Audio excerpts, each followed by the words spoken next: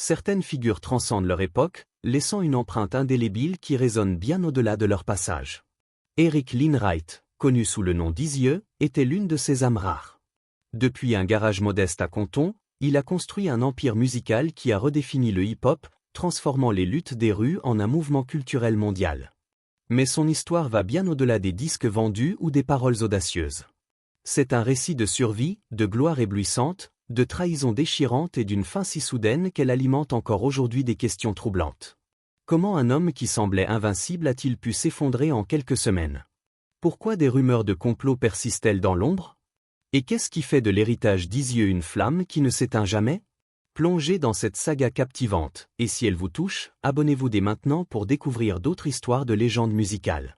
Né le 7 septembre 1964 dans les rues tumultueuses de Compton, en Californie, Eric Wright a grandi dans un environnement où chaque jour était un défi. Dans les années 1970, Compton n'était pas seulement un quartier difficile, c'était un lieu où la survie exigeait une résilience hors du commun. Les tensions raciales, la pauvreté écrasante et l'essor des gangs comme les Crips et les Bloods transformaient chaque coin de rue en un terrain de conflit. Les parents d'Eric, des travailleurs acharnés, son père employé des postes, sa mère administratrice dans une école locale, où luttaient pour maintenir leur famille à flot. Mais dans un foyer où l'argent manquait, Eric a vite compris que les règles traditionnelles ne suffisaient pas toujours. Dès l'enfance, il a été confronté à une réalité implacable. À Compton, il fallait choisir un rôle, celui de trafiquant, de gangster ou de victime. Refusant de se résigner à la faiblesse, Eric a choisi la voie du deal. Si ce contexte social vous intrigue, abonnez-vous pour explorer d'autres récits sur les défis de cette époque. Sous l'égide de son cousin Horace Butler, Eric, encore adolescent, s'est immergé dans l'univers du trafic de stupéfiants. Horace lui a appris les codes de la rue, comment naviguer dans un monde de danger constant, comment projeter une image de force, et comment survivre là où la moindre erreur pouvait être fatale. À 16 ans, Eric n'était plus un enfant, il était un acteur dans un théâtre brutal où chaque jour testait sa détermination. Ses mains portaient les marques des combats, son corps les cicatrices d'une vie sans répit. Comme l'a écrit Jerry Heller, futur collaborateur, survivre à Compton exigeait une armure impénétrable. Eric a forgé la sienne, devenant un dealer respecté, non pas par l'ampleur de ses transactions, mais par son courage et son instinct aiguisé. Malgré sa petite taille, son charisme imposait une autorité naturelle. Qu'est-ce qui rendait Eazy-E si magnétique? Abonnez-vous et partagez vos pensées dans les commentaires pour rejoindre la discussion. Un drame précoce a bouleversé sa vie. Une nuit, lors d'une transaction de routine, Horace a été abattu, son corps criblé de balles par un assaillant inconnu. Eric, qui avait échappé au pire en accompagnant sa mère pour une course banale, a été dévasté par cette perte. On ne se quittait jamais, a-t-il confié plus tard, la voix empreinte de douleur. Ce choc aurait pu l'anéantir, mais Eric a transformé son chagrin en une ambition féroce. Reprenant les activités de son cousin, il a commencé à amasser une fortune considérable. Certaines estimations parlent de 250 000 $ avant ses 20 ans. Pourtant, la menace de la mort planait constamment dans les ruelles de Compton. Avez-vous connu un moment où une perte a redéfini votre chemin? Abonnez-vous pour partager votre histoire et découvrir d'autres récits inspirants.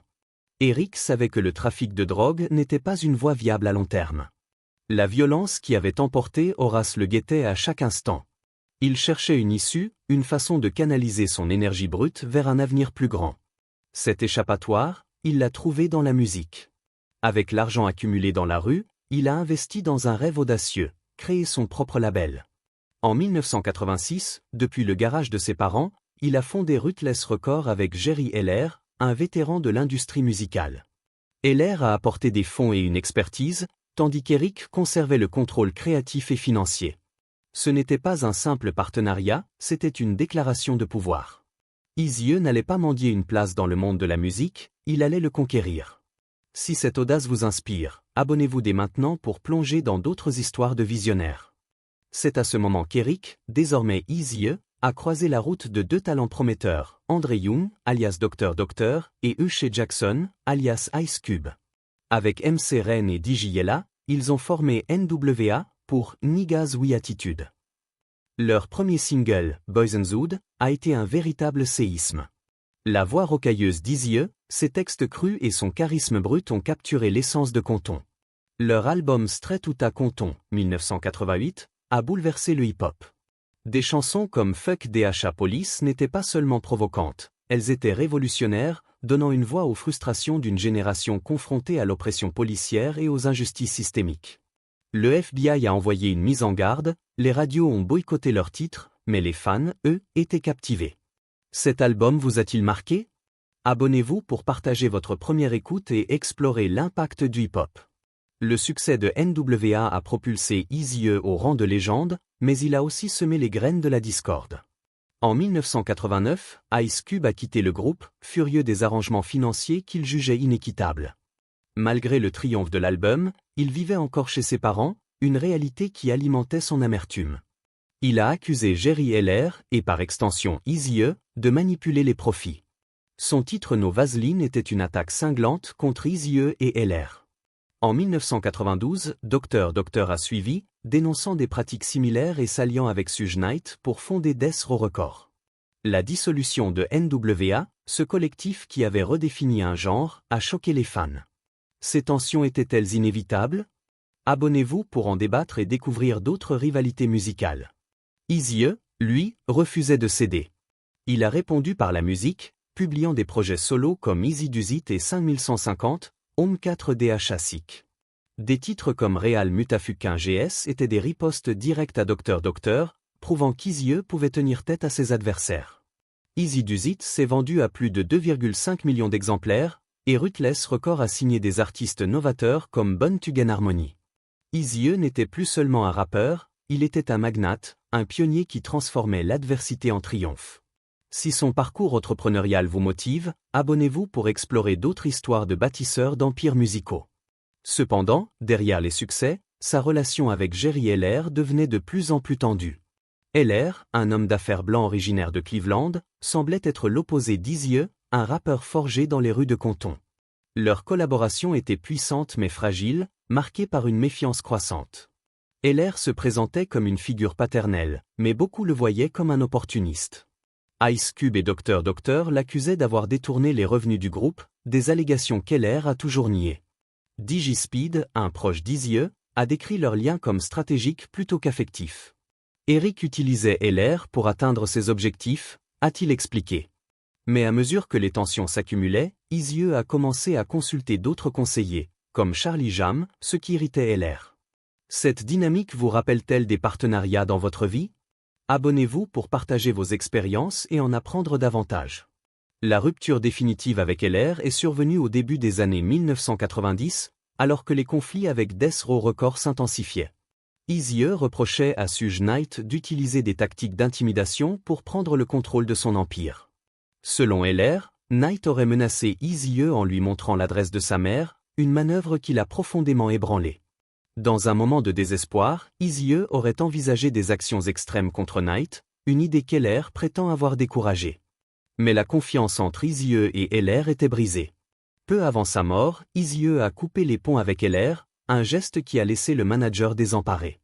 Heller a assisté aux funérailles, l'un des rares associés de NWA présents, mais il a affirmé qu'on lui avait interdit de voir le corps. Que pensez-vous de cette relation complexe? Abonnez-vous pour partager vos analyses et plonger dans d'autres drames du hip-hop. En février 1995, tout a basculé. Eazy-E, alors âgé de 31 ans, souffrait d'une toux persistante qu'il attribuait à de l'asthme. Mais son état s'est aggravé rapidement. Admis au Cedars-Sinai Medical Center de Los Angeles, il a reçu un diagnostic qui a secoué le monde. Il était atteint du sida, au stade terminal. Placé en soins intensifs, il n'a jamais quitté l'hôpital. Selon DJLA, Eazy-E a d'abord caché son état, peut-être par peur du jugement.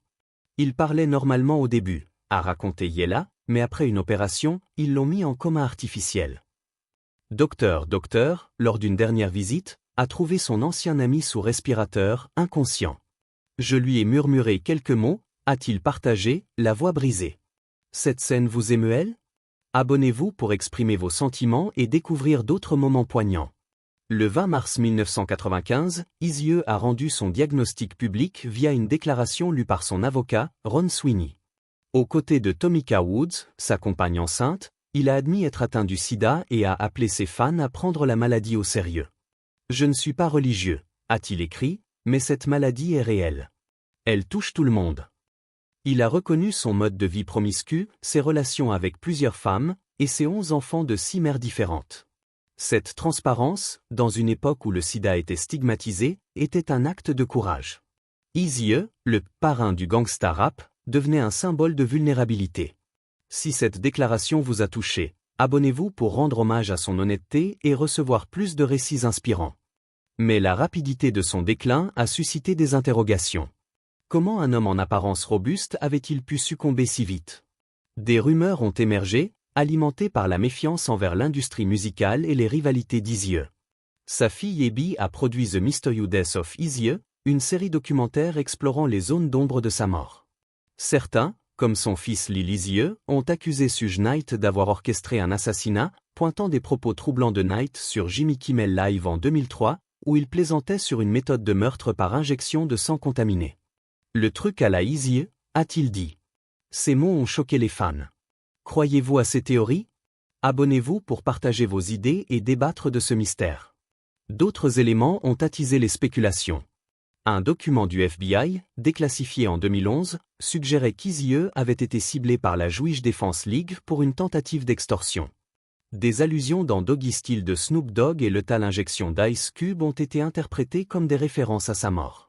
Ice Cube, interrogé plus tard, a déclaré « Je n'exclus rien ». Le mariage d'Eazy-E avec Tomika Woods, célébré 12 jours avant sa mort, a également soulevé des doutes. Un ancien employé de Ruthless a intenté un procès, affirmant que ce mariage était forcé, tandis que la bataille pour l'héritage, estimée à 30 millions de dollars, a duré des années. Ces controverses vous captivent-elles? Abonnez-vous pour explorer d'autres intrigues du monde musical. Médicalement, le docteur Wilber Jordan, spécialiste du sida, a confirmé que 2 anciennes partenaires d'Eazy-E avaient contracté le VIH, probablement par lui. Tomika, testée négative, a eu de la chance. Mais les théories du complot persistent, évoquant des injections par aiguille contaminée ou des séances d'acupuncture. Bien que les experts jugent ces scénarios improbables, le doute reste ancré dans la communauté hip-hop. Eazy-E, du dealer au magnate, du rappeur au mythe, s'est éteint le 26 mars 1995 d'une pneumonie liée au sida. Sa disparition a laissé un vide, mais son héritage perdure. Ruthless Records NWA et son style brut ont ouvert la voie à des générations d'artistes. Si son impact vous inspire, abonnez-vous pour découvrir d'autres pionniers du hip-hop. L'histoire d'Eazy-E est celle d'un homme qui a transformé la douleur en pouvoir, mais qui en a payé le prix ultime. Était-ce un coup du sort ou une machination? La question demeure. Ce qui est certain, c'est qu'Eric Wright a changé le hip-hop à jamais. Sa voix, son audace, sa vision résonnent encore. Abonnez-vous pour partager vos souvenirs d'Eazy-E, vos théories sur sa mort, et rendre hommage à une légende. Ne manquez pas nos prochaines histoires sur les icônes musicales, abonnez-vous dès maintenant.